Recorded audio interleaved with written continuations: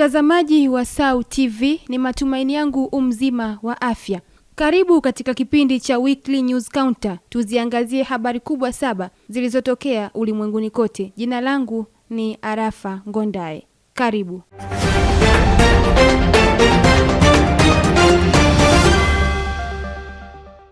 Rais wa Uturuki Recep Tayyip Erdogan amesisitiza juu ya utatuzi wa migogoro kupitia njia za amani chini ya sera yake ya kigeni, akieleza kuwa amani na usalama wa kudumu haviwezi kupatikana bila kuwahusisha wakuu wa kikanda. Jordan Mgoli ana undani wa ripoti hii.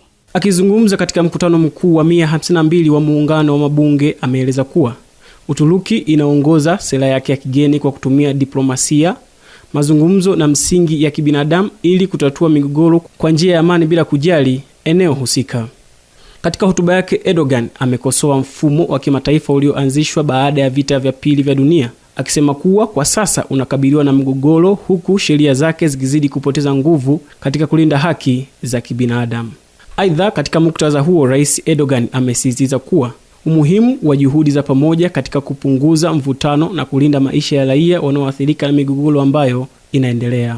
Kwa upande mwingine, Erdogan ameeleza kuwa migogoro ya kikanda, ambapo hali kati ya Syria na Libya bado inahitajika uangalizi mkubwa wa kimataifa, huku akihimiza juhudi zaidi za kidiplomasia katika kumaliza vita vya Ukraine na kurejesha utulivu. Kauli hii inakuja wakati dunia ikishuhudia ongezeko la migogoro na changamoto za kiusalama katika maeneo mbalimbali, hali inayozidi kuibua mjadala kuhusu ufanisi wa mifumo ya kimataifa katika kudumisha amani na kuzuia migogoro.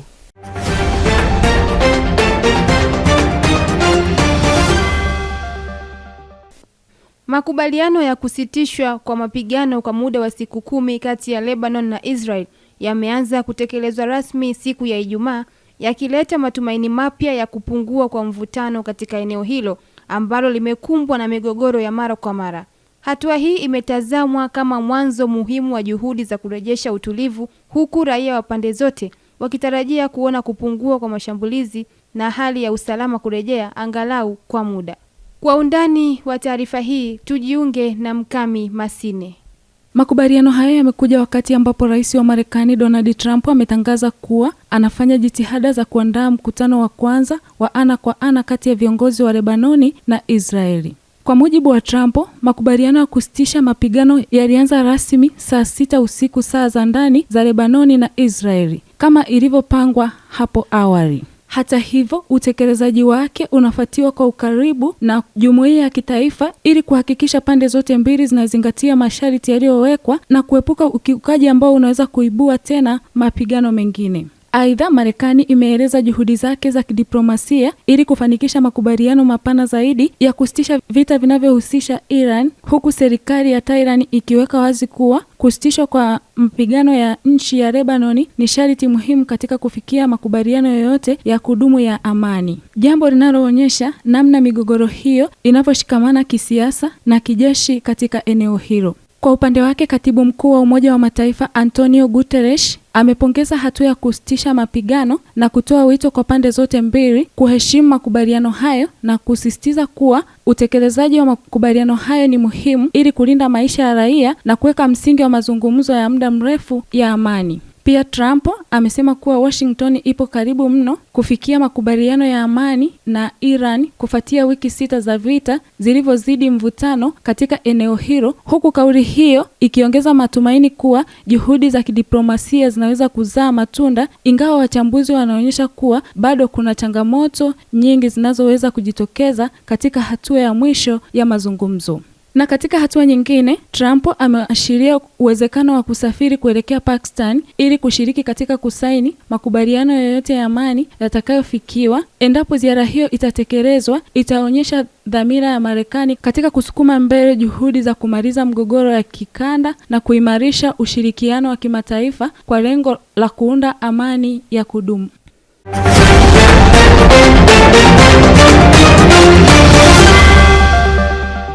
Mkuu wa majeshi wa Pakistan amefanya mazungumzo na maafisa wa Iran juu ya duru mpya ya mazungumzo ya amani na Marekani.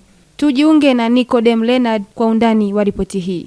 Mkuu huyo ametoa shinikizo hilo hii leo, ikiwa ni njia ya kutafuta amani ya kudumu na ustawishaji wa mapigano wa muda mrefu kati ya mataifa hayo. Msemaji wa ikulu ya White House ameeleza matumaini ya kuendelea na mazungumzo kati ya Marekani na Iran, akisema mazungumzo ya siku zijazo yanaweza kufanyika tena katika mji mkuu wa Pakistan. Mazungumzo hayo yanakuja wakati Rais Donald Trump akitangaza viongozi wa Israeli na Lebanoni ambao watafanya majadiliano Alhamisi juu ya kusitisha mapigano hayo. Ikiwa viongozi hao watafanya majadiliano, itakuwa ni mara ya kwanza kati ya miaka 30 kuzungumza moja kwa moja, ingawa walipingana na majadiliano hayo. Waziri wa hazina wa Marekani Scott Bessent amesema kuwa Marekani inajiandaa kuongeza maumivu ya kiuchumi kwa Iran kwa kuweka vikwazo kwa taasisi za kifedha zinazofanya biashara na taifa hilo. Bessent ameeleza hayo Jumatano, ambapo ameiita hatua hiyo ni sawa na kifedha ya kampuni ya mabomu zinazofanya biashara na taifa hilo la Mashariki ya Kati. Hata hivyo, Israel inaendelea kushambulia Lebanoni na kuua wahudumu 4 wa afya wa Lebanoni na kujeruhi wengine 6 ambao walikuwa wakishiriki katika misheni ya dharura katika mji wa Meyfaudon karibu na Nabatieh kusini mwa nchi hiyo. Rais wa Uturuki Recep Tayyip Erdogan amesisitiza juu ya utatuzi wa migogoro kupitia njia ya amani chini ya sera yake ya kigeni, akieleza kuwa amani na usalama wa kudumu haviwezi kupatikana bila kuwahusisha wahusika wote, huku wakuu wa kikanda. Nicodem Leonard.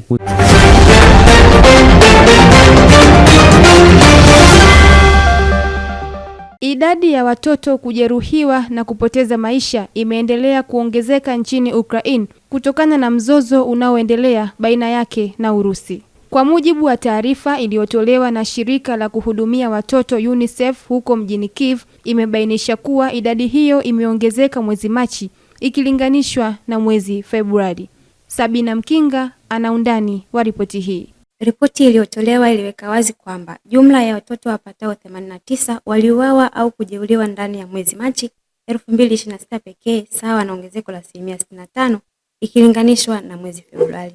Ripoti imeweka bayana kuwa hali hii imejitokeza wazi kufuatia mashambulizi yaliyotokea usiku wa kuamkia Aprili 16 katika mji wa Dnipro, Kharkiv, Kiev na Odessa. Kadhalika, katika kipindi cha mwanzo cha mwaka huu, idadi ya watoto waliouawa au kujeruhiwa iliongezeka kwa 49% ikilinganishwa na kipindi kama hicho cha mwaka jana, hali inayoashiriwa kuwa usalama wa watoto unazidi kupotea.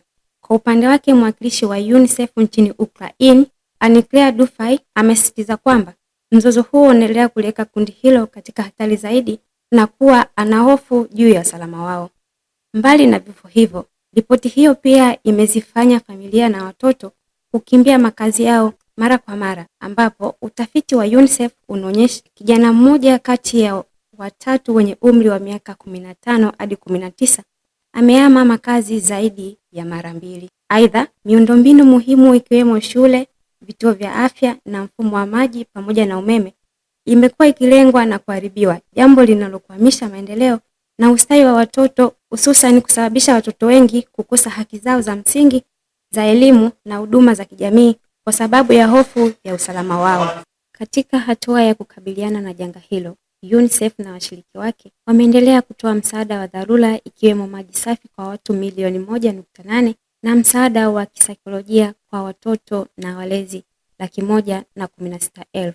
Hivyo, shirika hilo limetoa wito wa dharura wa kuheshimiwa kwa sheria za kimataifa za binadamu na kukomeshwa kwa ukiukaji wa haki dhidi ya watoto, huku ikitaja kuwa Ukraine inahitaji amani ya kudumu itakayolinda haki.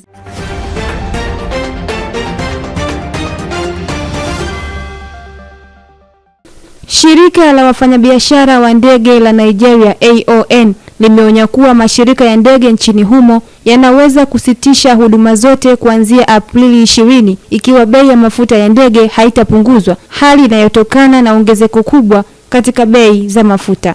Innocent Abogast anatupa undani wa ripoti hii. Katika taarifa yake, AON ilieleza kuwa imeandika barua kwa shirika la masoko ya nishati ya Nigeria MEMAN tarehe 14 Aprili ikilalamika kupanda kwa bei ya mafuta ya ndege karibu 270 tangu mwisho wa Februari, ongezeko ambalo limeathiri kwa kiasi kikubwa uendeshaji wa mashirika ya ndege ya ndani. Shirika hilo limesema kwa sasa mapato yanayopatikana hayawezi tena kugharamia mafuta pekee, jambo linaloweka mashirika mengi ya ndege katika hatari ya kufunga biashara na kupunguza shughuli zao kwa kiasi kikubwa. Wakati huo huo, ripoti zinaonyesha kuwa kupanda kwa bei ya mafuta ya ndege kumeathiri sekta ya usafiri wa anga duniani, huku mashirika mengi yakilazimisha kuongeza nauli, kusitisha mipango ya upanuzi na kupunguza gharama ili kuendelea kujiendesha. Aidha, barani Afrika, sekta ya usafirishaji wa anga imeathirika kwa kiasi kikubwa zaidi kutokana na gharama za mafuta ya ndege kuchukua sehemu kubwa ya matumizi ya uendeshaji, hali inayowafanya watu wa huduma wengi wa anga kufanya kazi katika mazingira magumu ya kifedha ukilinganisha na maeneo mengine duniani.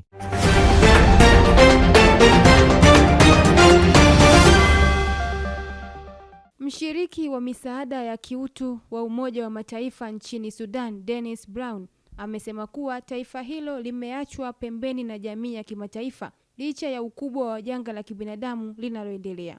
Akizungumza katika tathmini ya hali ya kibinadamu, Brown ameeleza kuwa Sudan inakabiliwa na changamoto kubwa ambazo hazipewi uzito unaostahili, huku mamilioni ya watu wakiendelea kuathirika na vita, njaa na ukosefu wa huduma muhimu za kijamii. Victoria Lupamba anatupa undani wa ripoti hii. Kauli ya Brown imekuja wakati ambapo vita kati ya jeshi la Sudan na wanamgambo wa RSF vikiendelea kuingia mwaka wake wa 4, hali ambayo imezidi kuzorotesha uchumi na kuvuruga maisha ya wananchi. Mapigano hayo yamekuwa yakisababisha vifo vya maelfu ya watu na kulazimisha mamilioni ya watu kuyahama makazi yao, huku baadhi wakikimbilia nchi jirani kutafuta hifadhi. Aidha, Brown amesisitiza kuwa ukubwa wa Sudani na umuhimu wake wa kijiografia na kiuchumi unapaswa kuifanya dunia kuipa kipaumbele zaidi na kubainisha kuwa Sudani ina eneo kubwa linalounganisha nchi za Ufaransa, Ujerumani, Italia na Uhispania kwa pamoja, jambo linaloonyesha ukubwa wa changamoto ya kibinadamu inayokabili taifa hilo. Kwa mujibu wa takwimu, Sudani ina idadi ya watu wapatao milioni 50 na utajiri mkubwa wa mali asili, ikiwemo madini, ardhi yenye rutuba na rasilimali nyingine muhimu. Hata hivyo, utajiri huo umegeuka kuwa chanzo cha migogoro, huku nguvu za kigeni zikidaiwa kuingilia vita hivyo kwa maslahi yao binafsi ya kiuchumi na kisiasa.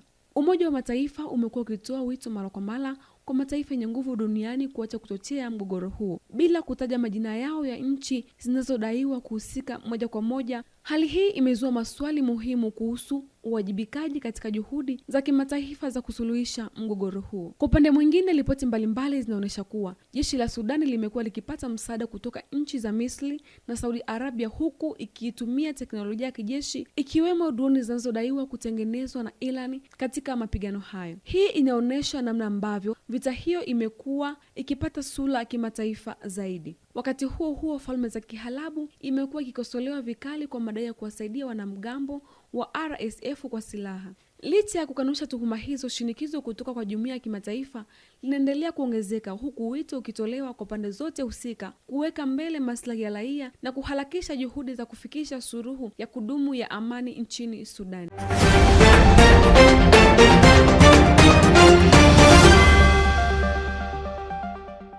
Kiongozi wa Kanisa Katoliki duniani Papa Leo wa 16 ametoa wito kwa serikali ya Cameroon kuchukua hatua madhubuti kupambana na ufisadi na kulinda haki za binadamu. Tujiunge na Salome Christian kwa undani wa taarifa hii. Papa Leo ametoa wito huo baada ya kupokewa kwa shangwe na vifijo na maelfu ya waumini katika mji mkuu, ambapo ametumia jukwaa hilo kuhutubia viongozi wa serikali akiwemo rais wa muda mrefu wa nchi hiyo Paul Biya. Katika hotuba yake, kiongozi huyo amewataka viongozi kujitathmini, kuachana na vitendo vya ufisadi na kujenga utawala unaozingatia misingi ya haki, uwajibikaji na utu wa kibinadamu. Amesisitiza kuwa uongozi bora unapaswa kuwa daraja la kuunganisha jamii badala ya kuwa chanzo cha migawanyiko. Wakati huo huo, asasi za kiraia zimeendelea kuikosoa serikali ya Cameroon kwa kile kinachoelezwa kuwa ni ukandamizaji dhidi ya wapinzani, hasa kufuatia uchaguzi wa Oktoba mwaka jana uliomruhusu Rais Biya kuendelea na mhula mwingine wa uongozi.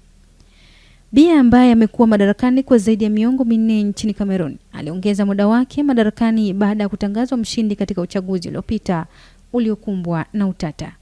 Kiongozi huyo wa kidini hakusita katika kuwasilisha ujumbe huo kwa Rais Biya na mamlaka nchini humo katika hotuba yake aliyoitoa katika kasri la rais. Ikumbuke kwamba Papa Leo anaendelea na ziara yake huko Cameroon, ikiwa ni mwendelezo wa ziara yake barani Afrika ambayo imeanzia katika nchi ya Algeria. Salome Christian, Weekly News Counter. Mtazamaji, hadi kufikia hapa, huu ndio mwisho wa habari hizi.